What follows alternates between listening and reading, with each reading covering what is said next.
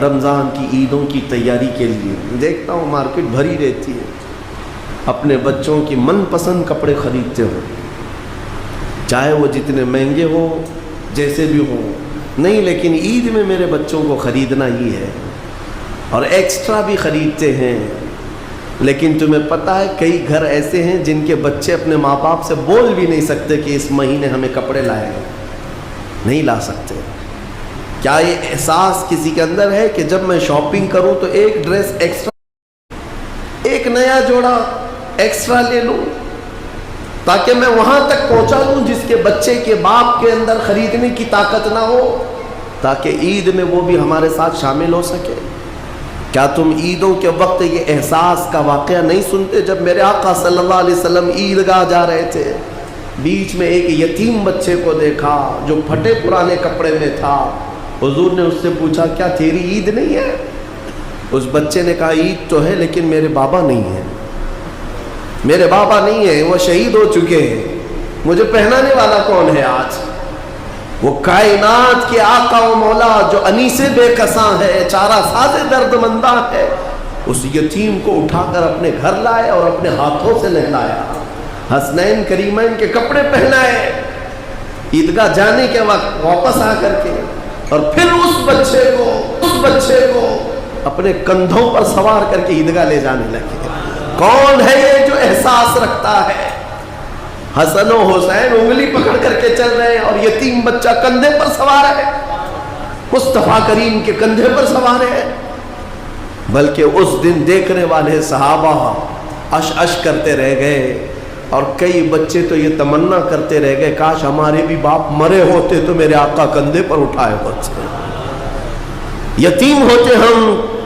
میرے عزیزو، یتیموں کا حقیقی اس دنیا میں کوئی چارہ ساز درد منداں ہے، بے قصوں کا انیس کوئی ہے تو میرے مصطفیٰ کی ذات، اور انہوں نے پورا نظام تمہیں دیا ہے۔ یہ صرف سنانے کے لیے نہیں، یہ کوئی کہانیاں نہیں ہیں جو تمہیں سنائی جاتی ہیں، تمہارے عمل کے لیے ہے کہ اپنی زندگی میں تمہارے پاس جو چیز بھی آئے اس کا ایک حصہ ان لوگوں کے لیے خاص کر دو، کیونکہ قرآن میں ہے وَفِي أَمْوَالِهِمْ حَقٌّ لِلسَّائِلِ وَالْمَحْرُومِ۔ غریب لوگ قیامت کے دن مقدمہ کریں گے، مولا ہم کو تو نے کیوں نہیں دیا مال، ہم کو مال نہیں دیا، ہمارے پاس اتنے اسباب نہیں تھے۔ رب تعالیٰ فرمائے گا تمہارا مال بھی دیا تھا امیروں کے پاس، تو غریب کہیں گے انہوں نے تو ہمیں نہیں دیا، ان کے پاس میں نے تمہارا حق رکھا تھا، تو کہیں گے ہمارا حق تو انہوں نے دیا ہی نہیں، زندگی پر وہ خود کھاتے رہے۔ اس بات پر ان امیروں کی پکڑ ہوگی، میں نے تمہیں جو مال دیا تھا وہ سب تمہارے عیش کے لیے نہیں، مانگنے والے اور محروم لوگوں کا حق بھی میں نے تمہارے مال میں رکھا تھا۔ تم یہ سمجھتے رہ گئے کہ سارا مال ہمارا ہے، کیوں دیں گے ہم دوسروں کو؟ جس قدر دو گے اللہ اتنا نوازے گا، اس کا وعدہ برحق ہے، اس کا وعدہ برحق ہے۔ اللہ تعالیٰ فرماتا ہے بنی آدم تم مجھے دے دو اپنا صدقہ، میں تمہارے صدقے کی ایسی حفاظت کروں گا کہ قیامت تک نہ جلے گا نہ گھٹے گا۔ جب سب سے زیادہ تجھے حاجت ہوگی اس دن میں قیامت کے دن تیرا سارا مال نفع کے ساتھ لوٹاؤں گا، نیکیوں کے ساتھ لوٹاؤں گا، یہ اللہ کا وعدہ ہے، حدیث میں ہے۔ لیکن یہاں لوگوں کو ایسا لگتا ہے کہ ہم کچھ دے دیں گے تو گھٹ جائے گا۔ میرے عزیزوں، ایکسٹرا خیرات کرنا تو دور کی بات ہے، 2.5% جو زکوٰۃ ہے وہی لوگوں کی باقی رہ گئی ابھی، 2.5% یہ نہیں نکال پاتے، دوسرا کیا خیرات کریں گے؟ اللہ نے 97.5%، 97.5 آپ کے پاس چھوڑ دیا ہے کہ یہ سب مال تمہارا ہے، 2.5 خالی دے دو اللہ کی راہ میں، اس پر بھی لوگ سانپ کی طرح بیٹھے ہوئے ہیں، کتنوں کی تو زکوٰۃ نہیں نکلتی، ہیلے بہانے کہ ہمارے مال میں کیا اس پر بھی زکوٰۃ ہوگی، اس پر بھی زکوٰۃ ہوگی۔ 2.5% کے لیے کتنے بہانے آتے ہیں، لوگ اس قدر پوچھتے رہتے ہیں۔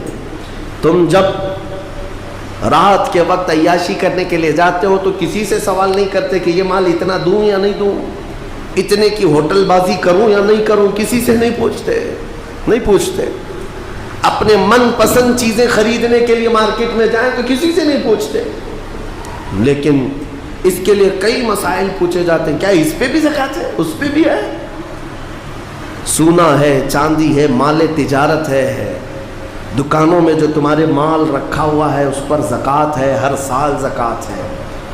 تم نے اپنے زکوٰۃ اپنی دکان میں 10 لاکھ کا مال رکھا ہے تو اس پر زکوٰۃ ہے، 1 لاکھ کا مال رکھا ہے اس پہ زکوٰۃ ہے، اور تمہارے گھر میں سونا اور چاندی جو جمع ہے اس پر زکوٰۃ ہے۔ مسلسل میرے پاس سوال آتے ہیں کہ سونا بھی ہے ہمارے پاس، چاندی بھی ہے، لیکن پیسہ نہیں ہے، زکوٰۃ کیسے دیں گے؟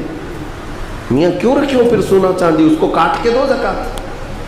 اگر پہننے کا اتنا شوق ہے تو پھر زکوٰۃ بھی دو، ورنہ یہ مال قیامت کے دن تمہارے گلے کا سانپ بنا جائے گا، اور قبر میں ایک سانپ اس پر مسلط کیا جاتا ہے جو زکوٰۃ دبا کر کے رکھتا تھا، وہ اس کی ناک کی ہڈی کو قیامت تک چوستا رہے گا وہ سانپ، اور وہ ہٹانے کی کوشش کرے گا میت کہ ہٹ جا، تو سانپ اس سے کہے گا کہ کیوں تو مجھے ہٹاتا ہے، میں تیرا وہی پسندیدہ مال ہوں جس کو تو دبا کے رکھتا تھا۔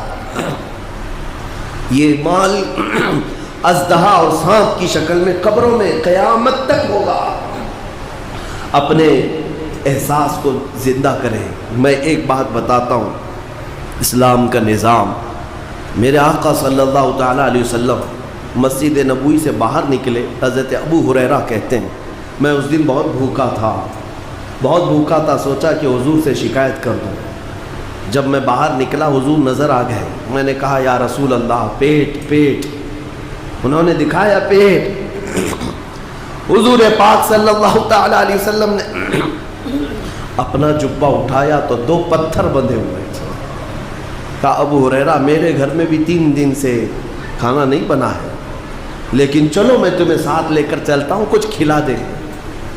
ساتھ ابو ہریرہ چلتے رہے، سیدھے حضور پاک صلی اللہ علیہ وسلم حضرت ابو ایوب انصاری کے مکان پر گئے۔ یہ صحابی حضور کے میزبان جو پہلے مدینے میں میزبان تھے، ان کے گھر گئے، حضرت ابو ایوب کو پکارا کہاں ہے؟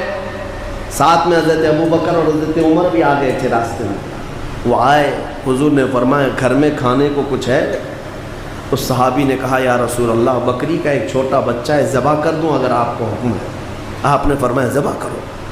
ذبح کر کے سالن بنایا گیا، سالن بنایا۔ یہ 4 مہمان ہیں، حضور پاک صلی اللہ علیہ وسلم، حضرت ابو ہریرہ، حضرت ابو بکر، حضرت عمر دسترخوان پر بیٹھے ہیں۔ حضرت ابو ہریرہ کہتے ہیں لذیذ سالن بنا تھا، کئی دنوں کے بعد تو گوشت کے سالن کی خوشبو آئی۔ جب دسترخوان پر آیا، میرے آقا صلی اللہ تعالیٰ علیہ وسلم نے ابو ایوب سے کہا ایک اور کٹوری ہو تو لاؤ، سالن کو آدھا کرو۔ سالن کو نکالنے کے بعد میرے آقا فرماتے ہیں جاؤ میری بیٹی فاطمہ کے گھر دے آؤ، پچھلے 9 دن سے اس نے کچھ نہیں کھایا، 8 دن سے فاقہ چلتا ہے۔ بہرحال وہ اہل بیت کا گھرانہ ہے، رسول اللہ کے عطرت ہے، لیکن بتانا یہ ہے کہ میرے آقا اس دسترخوان پر بیٹھ کر کے بھی احساس رکھتے ہیں کہ کس کے گھر میں کھانا نہیں ہے۔ ہمارے گھروں کے اندر آج جس طرح سے مرغن غذائیں کھائی جا رہی ہیں، کیا کبھی احساس کیا کہ کوئی اور بھوکا ہوگا؟